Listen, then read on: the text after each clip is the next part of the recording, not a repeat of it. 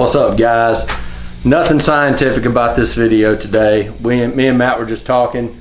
Tack vanes, we love them. They're very, very accurate, very quiet in flight, but they're also stiff, which is a really good thing if it doesn't contact anything leaving the bow. So that got us brainstorming. We've heard a couple people say that tack vanes, after they skin a deer, will actually cut. They swear they can see where the broadhead went in and where the tack vanes cut behind it.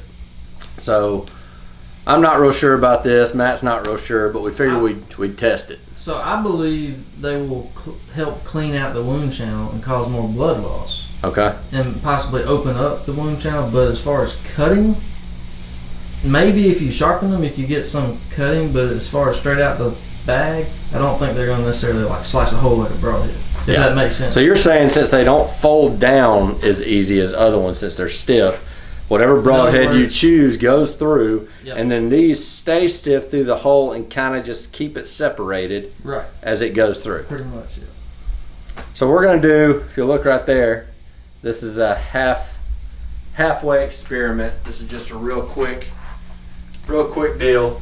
All right, so this is cut out of some old chest waders, and it's got like a rubber material on it, and then that's supposed to be representing the deer skin, and then we've got a piece of paper over a piece of foam that's about 1.5 to 2 inches thick, so we can see what they're just any kind of body or meat or vitals, anything behind that breaking the skin that it's got to go through all the tissues and stuff.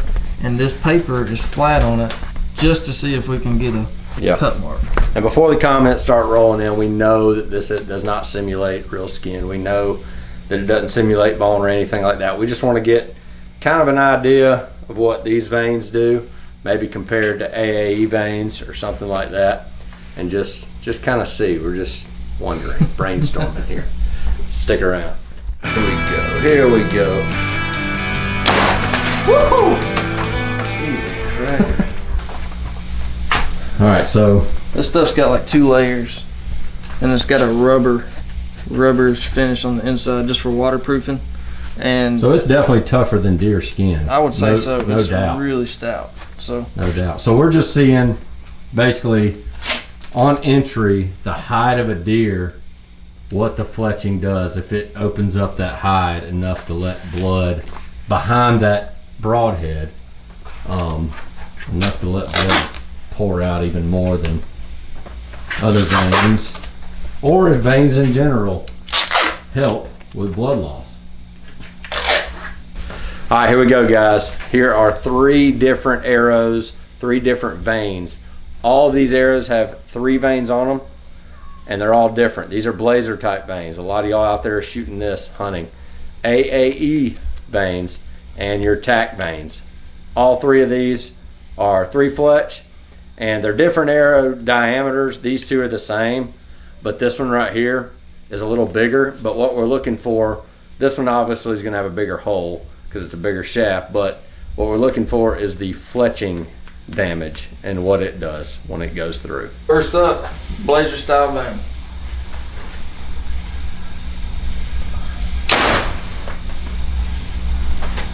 Okay. Okay, so first arrow had the blazer style vanes on there, and you can see where it's, if I can get out of your light here, you can see the fletching outline, but it's on impact going through this. It's like they just molded around the shaft and went through. So no cutting there. Next up, tack vanes, 3 fletch 2.25s.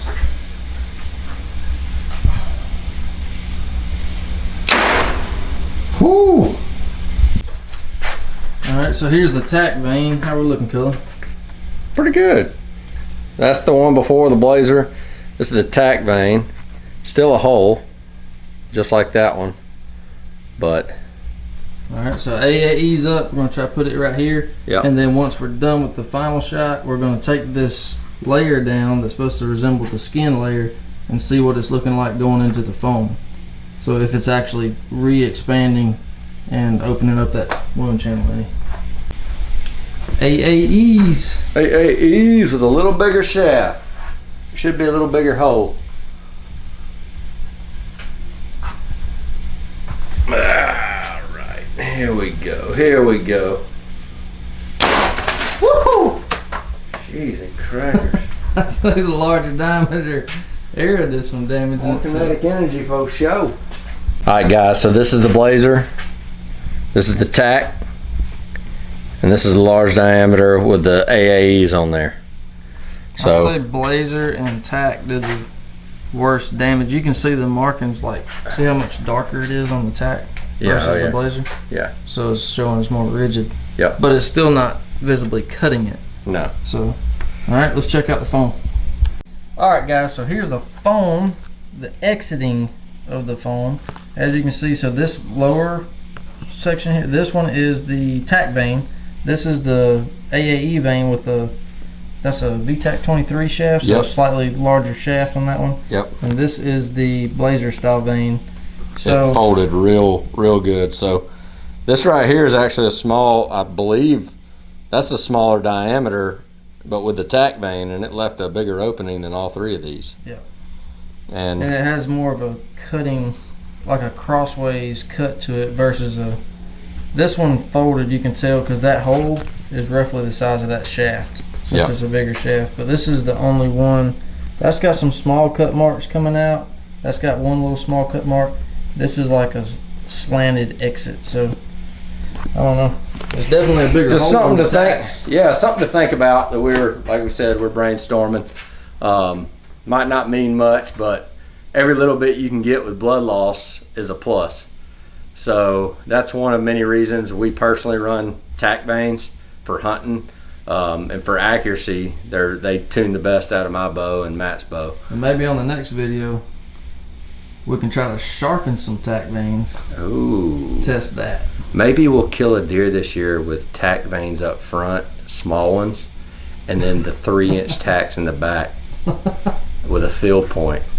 You know how much hate we get for that? We're not going to do that, but it would be kind of cool to see a field point go through a heart. I believe it'll kill him. Oh, it'll kill him deader than dead. May not have a good blood trail, but it's going to get the job done. You send a field point with some sharp tacks on the front through a deer's heart, or even just on the back. Watch him fall.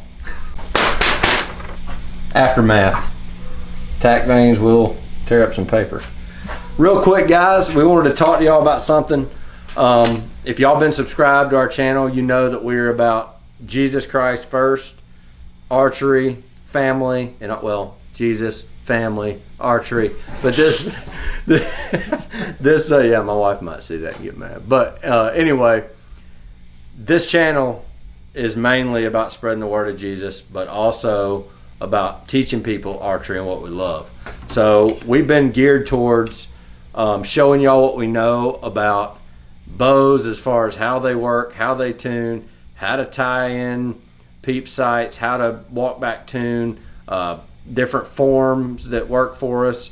Just everything you can imagine with bows is what we're mainly about. But deer season's coming up, and something that me and Matt love more than shooting paper and foam animals is drawing blood on whitetails, like a lot of y'all do.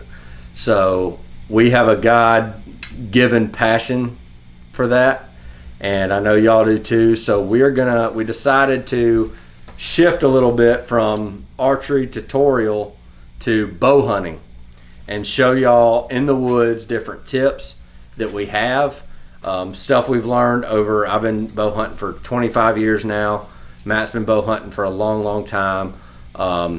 We don't have, the resume with 200-inch deer, but we have killed a lot of deer with bows, and me and him are both the type of guys that just we try to pay attention to everything we do in the woods and learn, and fortunately we've picked up a lot over the years. So we're going to show y'all new bow hunters, old bow hunters that might not know some stuff about bow hunting. If you haven't been in the woods in 10 years or whatever, we're going to try to teach y'all as much as we can.